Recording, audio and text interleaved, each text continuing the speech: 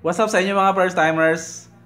Siguro kung nagtataka kayo kung bakit halos isang linggo na akong hindi nakakapag-upload ng vlog kasi may mga nagpi-PM sa akin at nagtatanong kung bakit anong nangyari at hindi na ako nakakapag-upload. So gusto ko lang sagutin para at least 'di ba?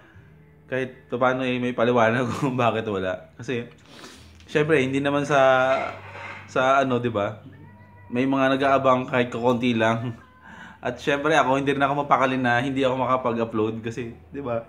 Ang saya mag-vlog eh. Pero kasi yung laptop, ano, may problema yung laptop na ginagamit ko pang edit.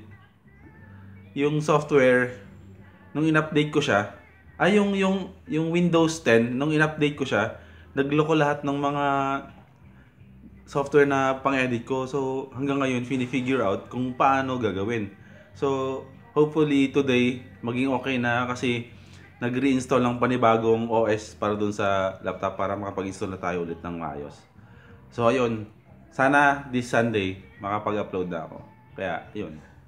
Maraming salamat sa ano sa dun sa mga iilan na mga nag-aantay at nagbe-message siya, nag-aabang na kung bakit hindi na ako nakakapag-upload. Talagang kahit gustuhin ko man talagang hindi pa kasi nga meron tayong problema sa pag-edit.